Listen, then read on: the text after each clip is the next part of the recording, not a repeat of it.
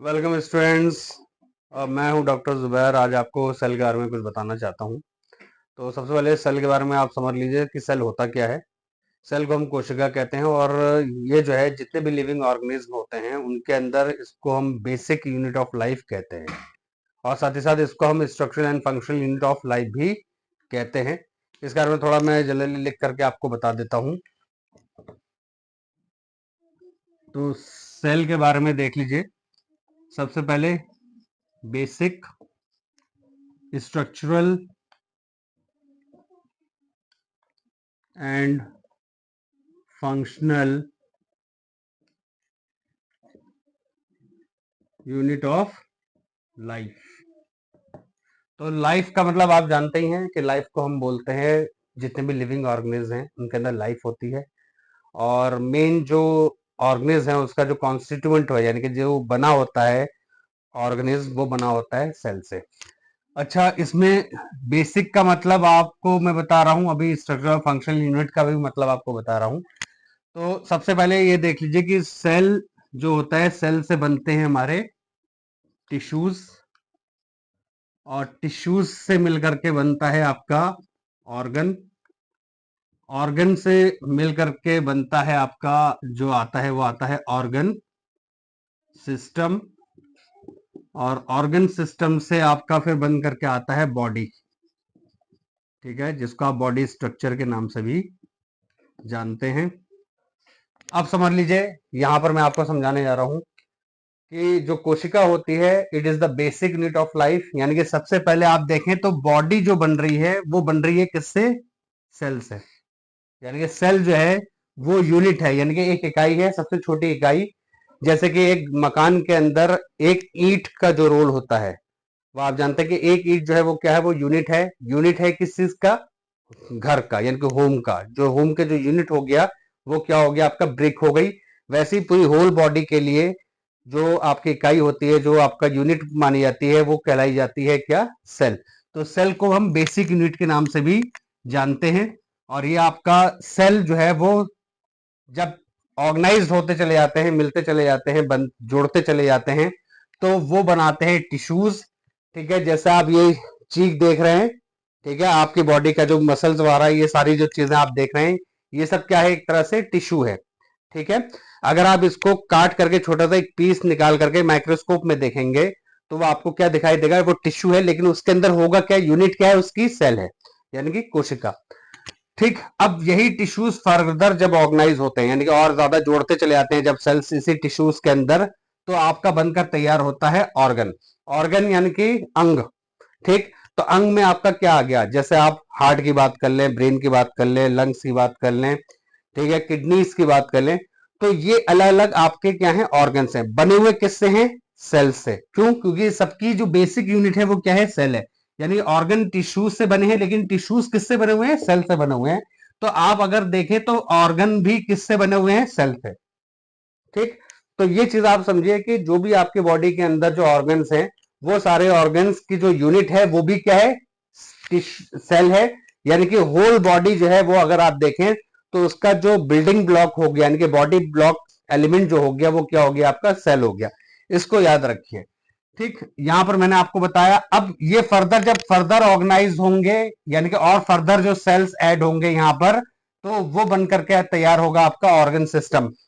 जैसे respiratory system, ठीक है ना, आप जानते हैं आपका रेस्पिरेटरी ट्रैक पूरा आपका आ गया। ठीक है ना, तो ये ट्रैकिया वगैरह आपके लंग्स में जा रहे हैं, यानी ये आपका पूरा एक रेस्पिरेटरी सिस्टम हो गया। ठीक, ऐसे ही आपका नर्वस सिस्टम हो गया, ब्रेन। ठीक है, आपके ब्रेन के साथ स्पाइनल कॉर्ड हो गए, ठीक है, डिफरेंट टाइप्स ऑफ नर्व्स हो गए, तो ये आपका क्या हो गया? नर्वस सिस्टम हो गया। सर्कुलेटरी सिस्टम में आप देख लीजिए, जैसे आपका हार्ट हो गया, हार्ट के साथ आपके अलग अलग डिफरेंट टाइप्स ऑफ वीन्स आ गए, जैसे आप कहते हैं, जैसे आप बोलते हैं आर्टरीज, वीन्स और कैपिलरीज। ठीक है, तो ये सब क्या बना रहा है? एक पूरा सिस्टम बना रहा है जो आपके पूरे बॉडी के अंदर फैला हुआ है। ये सब बने हुए किससे हैं? ये सब बने हुए हैं किससे? सिर्फ और सिर्फ सेल से। यानी यही समझाना चाह रहा हूं कि जैसे आपके एक एक ईंट करके दीवारें बनती हैं, दीवारों से कमरे बनते हैं, कमरों से फर्दर क्या बनेगा? आपका मकान बनेगा। तो ऐसे ही सेम आपका जो बेसिक यूनिट हो गया ब्रिक की तरीके से ही आपका सेल हो गया। और जैसे इसको हम ऑर्गेनाइज करते हुए चलेंगे, जैसे हम समझते हुए चलेंगे तो आपको समझ में आएगा कि हाँ भाई टिश्यू भी उसी से बना हुआ है, ऑर्गन भी उस सेल से ही बना हुआ है, ऑर्गन सिस्टम भी सेल से ही बना हुआ है, और फिर आपका पूरा होल बॉडी का जो स्ट्रक्चर बनकर तैयार होता है वो भी सेल से ही बना हुआ है। तो ये आपको क्लियर हो गया होगा।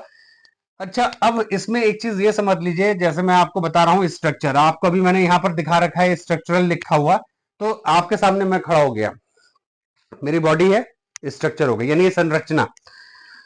तो डिफरेंट टाइप्स ऑफ ऑर्गेनिज्म जो होते हैं, अलग अलग प्रकार के जो जीव जंतु होते हैं उनका अलग अलग संरचना होती है, जैसे बिल्ली है, कुत्ता है, पेड़ पौधे हैं, ठीक है, हम लोग हैं, तो हमारे अंदर भी वैरायटीज हैं, एनिमल्स में भी वैरायटीज हैं, प्लांट्स में भी वैरायटीज हैं, यानी कि सबकी स्ट्रक्चर जो है वो अलग अलग है, लेकिन सब बने हुए किससे? सेल से। तो ये चीज आपको याद रहनी चाहिए।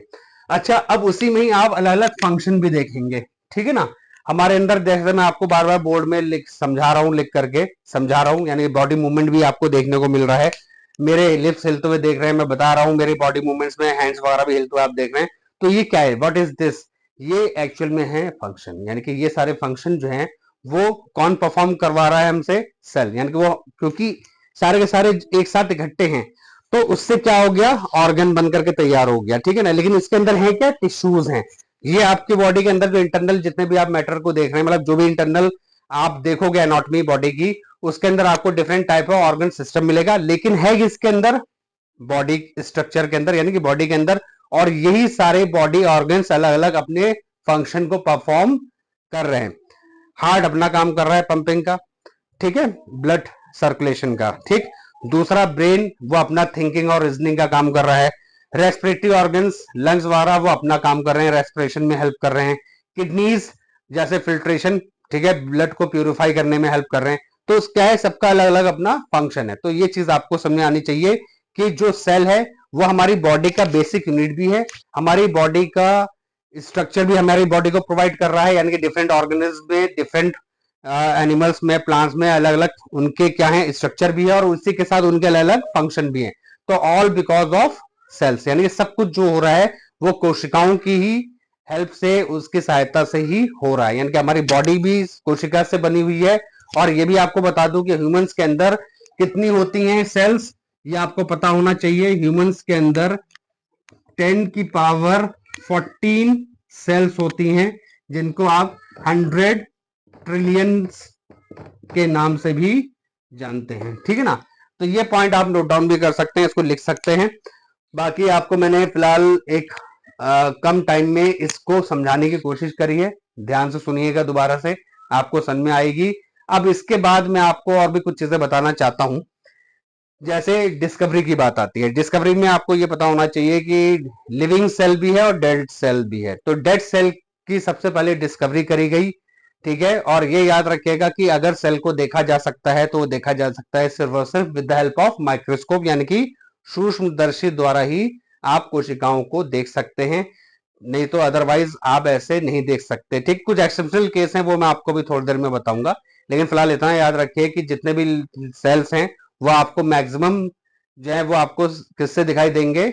माइक्रोस्कोप की हेल्प से ही दिखाई देंगे। सबसे पहले डेड सेल की डिस्कवरी करी थी किसने?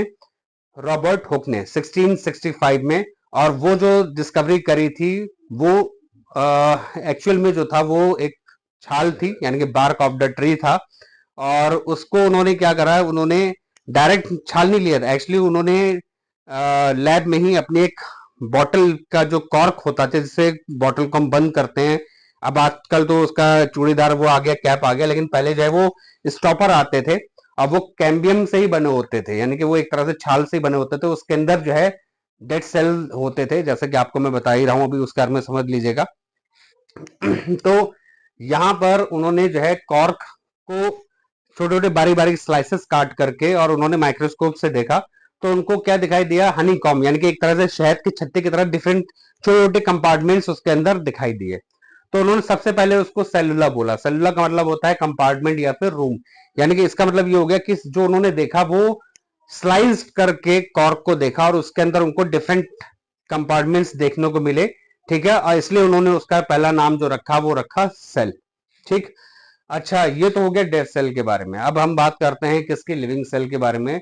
तो लिविंग सेल के बारे में सबसे पहले जो है एंटोनी वॉन लीवनहॉक ने बताया था 1674 में, ठीक है ना। और उन्होंने डिफरेंट लिविंग सेल्स में प्रोटोजोआ देखा, आरबीसी देखा हमारा, ठीक है। प्रोटोजोआ आप जानते हैं, प्रोटोजोन्स जो होते हैं माइक्रो ऑर्गेनिज्म वो आ जाते हैं, और आरबीसी हमारी ब्लड के अंदर पाया जाता है, red blood cells, sperm cells, ये भी उन्होंने देखा था, ठीक है। तो साथ ही साथ जो है उन्होंने डिच वाटर में खास तौर से देखा, और टूथ एक्सट्रैक्ट, यानी कि जो आप देखते हैं ना दांतों पे कभी कभी अगर आप ब्रश ना करें तो क्या होता है कि कुछ प्लाग जो है वो जमा हो जाता है, तो उसको अगर आप खुरच करके देखेंगे तो उसमें क्या दिखाई देंगे आपको, बैक्टीरिया दिखाई देंगे। तो बैक्टीरिया की को भी उन्होंने सबसे पहले एंटनी वॉन लेवेनहॉक ने देखा। तो ये जितने भी सेल्स थे वो सारे के सारे क्या हैं, लिविंग सेल्स हैं। इसलिए इनको क्या बोला जाता है कि मतलब जो लिविंग सेल की डिस्कवरी करी थी वो करी थी एंटनी वॉन लेवेनहॉक ने। अच्छा, इन्होंने भी माइक्रोस्कोप का हेल्प से ही मतलब वो बताया कि हाँ भाई ये लिविंग सेल्स हैं। और फर्दर इसके बारे में और भी बताता हूँ आपको, पहले इसमें कुछ डिटेलिंग आपको लिख दूं ताकि आप उसको नोट डाउन कर सकें। तो मैं अभी एक काम ये कर रहा हूँ कि आपको इसके अंदर जो मैंने अभी तक बताया है वो मैं लिख देता हूँ, उसको आप देख लीजिए, ठीक है। तो डिस्कवरी की बात कर लें तो सबसे पहले डिस्कवरी जो था डेड सेल के बारे में जो बताया है वो बताया है रॉबर्ट हुक ने, और ईयर है 1665। इसमें ये बता दूं कि उन्होंने अपनी माइक्रोग्राफिया बुक के अंदर जो अपनी डिस्कवरी करी थी उसकी डिटेल उन्होंने पब्लिश कर रखी है, ठीक है। ये डेड सेल था। अब आप अगर बात करें लिविंग सेल की, तो यहां पर लिविंग सेल में आ, आते हैं एंटनी वॉन लीवनहॉक, एंटनी वॉन लीवनहॉक, इनका है 1674, ठीक है। तो ये आप अगर देखें तो रॉबर्ट हुक ने बताया था किसमें, कॉर्क, ठीक है। कैम्बियम पार्ट होता है, बार्क ऑफ द ट्री यानी कि पेड़ की छाल होता है, ठीक है। और इन्होंने जो बताया सबसे पहले रॉबर्ट हुक ने रॉबर्ट हुक ने Robert Hooke coined the term cell, ठीक है। इसका मतलब होता है रूम्स या फिर कंपार्टमेंट,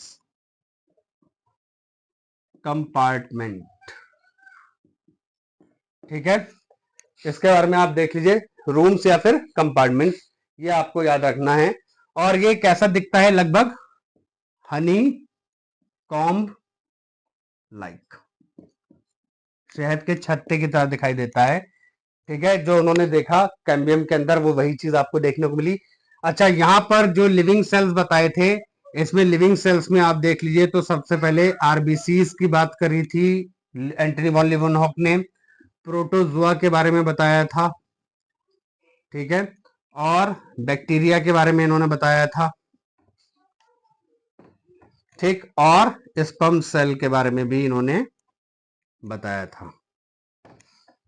एक इंटरेस्टिंग बात आपको बताना चाहूंगा कि जो रॉबर्ट हुक ने जिस माइक्रोस्कोप का यूज करा था वो आपका कंपाउंड माइक्रोस्कोप था, और जबकि एंटनी वॉन लीवनहॉक ने जिस माइक्रोस्कोप का यूज करा था वो आपका सिंपल माइक्रोस्कोप था, ठीक। तो इस चीज को आपको ध्यान में रखना है। और अब इसके बारे में फर्दर मैं थोड़ा सा कुछ और भी चीजें बताऊंगा, जैसे शेप और साइज के बारे में।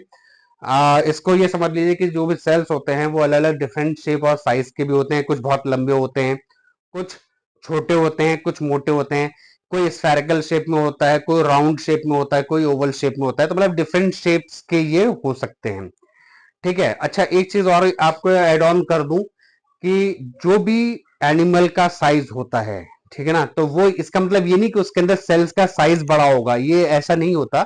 मतलब उसमें जो सेल्स होते हैं उनकी संख्या जो होती है, जो नंबर जो होता है वो ज्यादा इंक्रीज कर जाता है, तो उस वजह से ही उनका साइज और शेप में आप वैरायटीज उसमें देख सकते हो, मतलब उनमें डिफरेंसेस देख सकते हो, ठीक है। और इसके बाद जो है साइज की बात कर लें तो साइज बहुत छोटे होते हैं, 0.1 माइक्रोमीटर से लेकर के 5 माइक्रोमीटर तक जो है वो देखे जा सकते हैं।